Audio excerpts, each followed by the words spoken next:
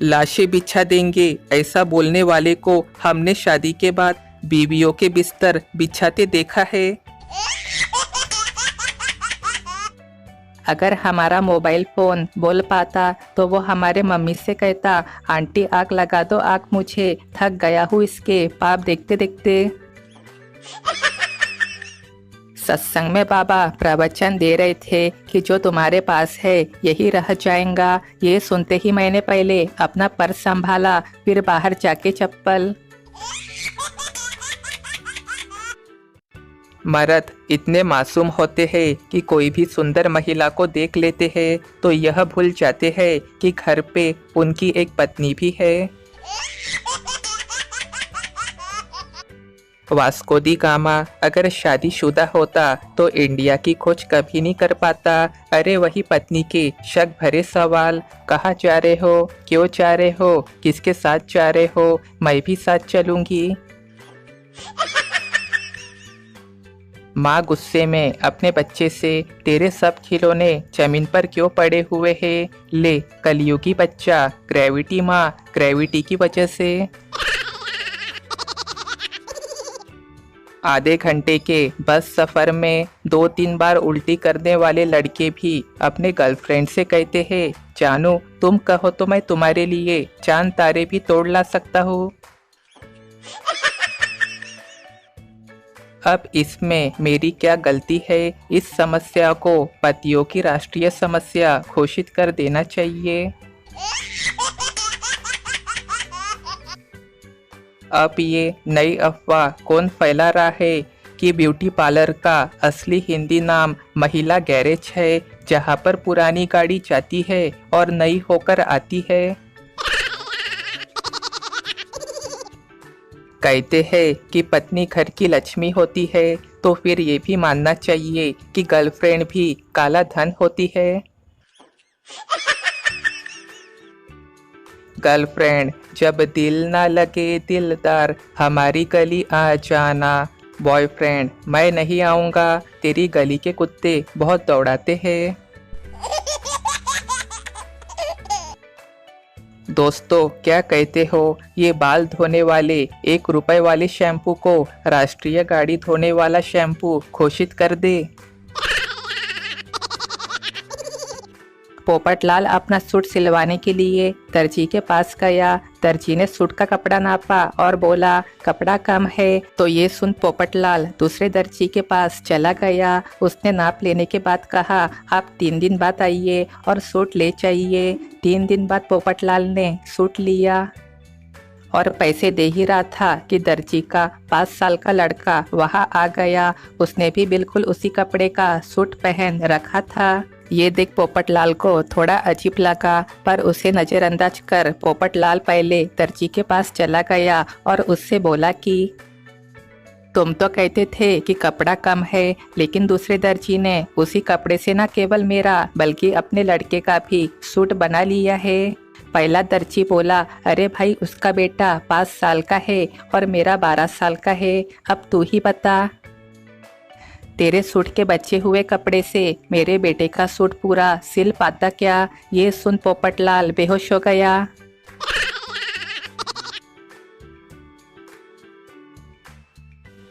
झगड़े के बाद हर एक पत्नी की ख्वाहिश, काश मेरे पति अदरक होते, कसम से जी भर के कुटती। किडनैपर, तेरी बीवी मेरे कब्जे में है, सबूत के तौर पे 2 अंगुली भेज रहा हूँ। ले पति, सबूत पक्का नहीं है, मुंडी भेज मुंडी। किडनैपर बेहोश। सरकार कहती है एक लड़की ने पढ़ाई कर ली तो घर के 4 लोगों को शिक्षित बनाती है, पर लड़की के पढ़ते समय कॉलेज के 20 लड़के फेल हो जाते हैं, उसका क्या? पहले वो मेरी गर्लफ्रेंड थी, मैं बोलता था और वो सुनती थी, फिर वो मेरी मंगेतर बनी, वो बोलती थी और मैं सुनता था।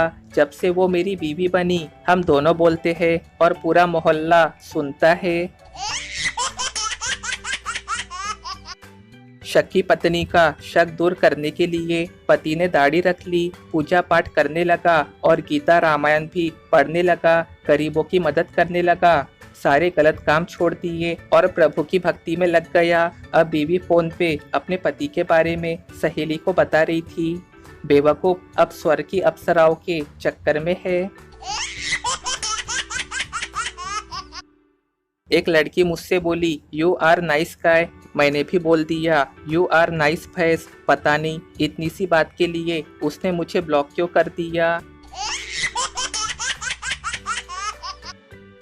गर्लफ्रेंड बोली, तुम मुझे भूल जाओ, मेरी शादी अमेरिका में एक लड़के से तय हो गई है। बॉयफ्रेंड बोला, चलो जो होना था हो गया, एक स्मार्टफोन भेज देना वहाँ से, सुना है वहाँ सस्ता मिलता है। गर्लफ्रेंड बेहोश।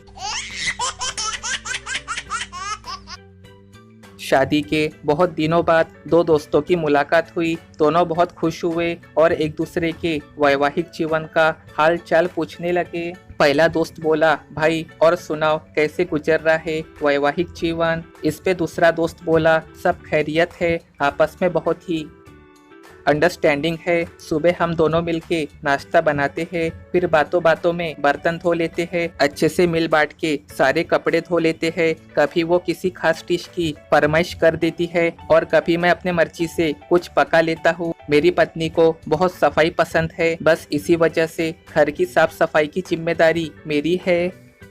फिर उसने पहले दोस्त से पूछा, आप सुनाओ भाई, आपकी जिंदगी कैसे गुजर रही है। पहला दोस्त बोला, भाई बेइज्जती तो मेरी भी इतनी ही हो रही है जितनी आपकी, लेकिन हमको आपकी तरह यूं बोल बच्चन देना नहीं आता है।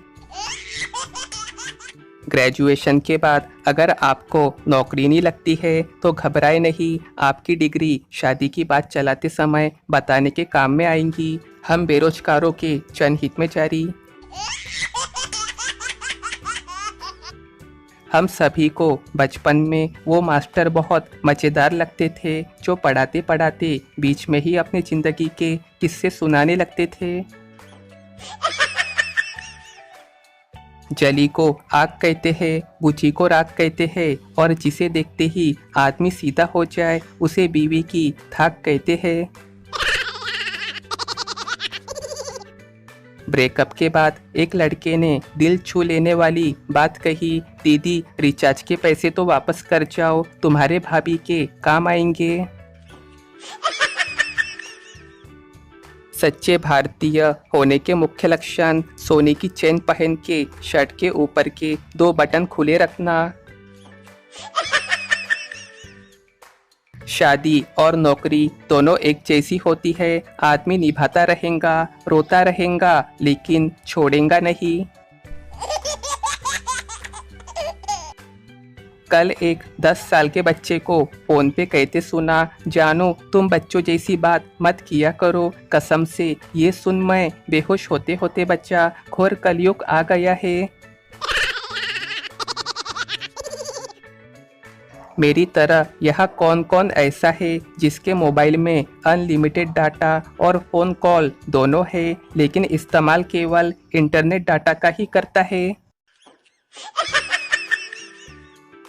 हर परिवार में एक ऐसा शख्स जरूर होता है जो सबके बीच लड़ाइयाँ करवा के कहता है कि मेरी दिली ख्वाहिश है कि सब मिलजुल के एक साथ रहे। आज मैं एक बेकरी पे पेस्ट्री लेने गया। मेरे आगे एक बेहद स्मार्ट और फैशनेबल महिला थी। उन्होंने काउंटर बॉय से शोकेस में लगी पेस्ट्रीज के बारे में पूछा। सेल्समैन कुछ यूँ बताने लगा, मैम ये ब्लैक फॉरेस्ट है, ये हनी आलमंड है, ये रेड वेलवेट है, ये चॉकलेट पेस्ट्री है, ये स्ट्रॉबेरी पेस्ट्री है, ये बटर स्कॉच पेस्ट्री है और ये आदि आदि। उस महिला ने कुछ सिलेक्ट किया और आगे बढ़ गई। मैंने अपनी बारी आने पे उसी सेल्समैन से पूछा, उस वाली शोकेस में कौन कौन सी पेस्ट्रीज है? तो मुझे जवाब मिला, ये 20 वाली है, ये 50 वाली है, ये 150 वाली है और ये 100 वाली है। एक शरारती बच्चा फोन पे, ये कहाँ का नंबर है? पुलिस वाला, पुलिस स्टेशन का। बच्चा, आपके हाथ में क्या है? पुलिस वाला, डंडा। बच्चा, तो तुरंत उसे अपने मुंह में डाल लो। ये कई के बच्चे ने फोन काट दिया। पुलिस वाले ने नंबर निकाल के उसी नंबर पे फोन किया तो बच्चे के बाप ने फोन उठाया। पुलिस वाला बोला यहाँ से किसी बच्चे ने फोन किया था और उसने कहा कि डंडा मुंह में डाल लो। बाप बोला कितने देर पहले? पुलिस वाला 10 मिनट हो गए। बाप सॉरी काफी देर हो गई है, अब निकाल लो। आप भी कहाँ बच्चे की बात में आ गए हो।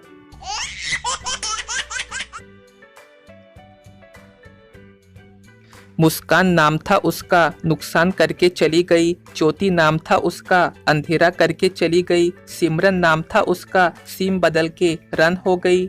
चलो अब कमेंट बॉक्स में आपकी बारी है।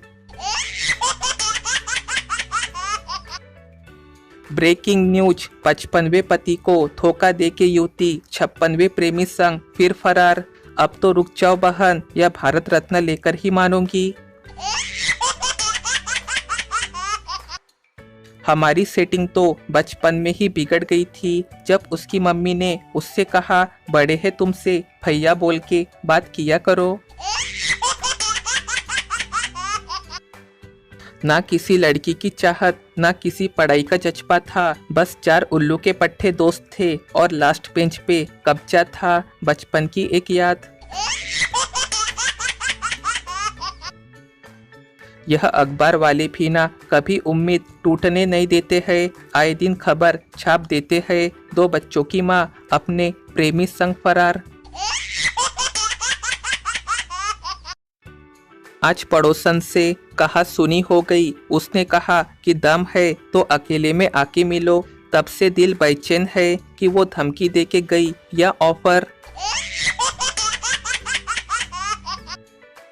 अगर रात के समय पेड़ पे कोई पुरुष बैठा हुआ मिले तो अमूमन लोग उससे पूछ ही लेंगे कि वहाँ क्या कर रहा है, लेकिन कोई महिला बैठी दिख जाए तो सीधे चुड़ैल चुड़ैल चिल्ला के भाग जाते हैं। पिता बोला पहले तो तुम मुझे पापा कहती थी, अब डैडी क्यों बोलती हो? बेटी बोली वो क्या है ना डैडी, पापा कहने से मेरी लिपस्टिक खराब हो जाती है। मुन्ना मिट्टी में क्या देख रहा था, क्योंकि उसके पिता ने उससे कहा कि उसने उनके नाम को मिट्टी में मिला दिया है। डॉक्टर मरीज से रोज होटल में खाने से ही आपकी तबीयत खराब हुई है। मरीज बोला ठीक है डॉक्टर साहब, कल से मैं खाना घर के लिए पैक करवा लिया करूँगा।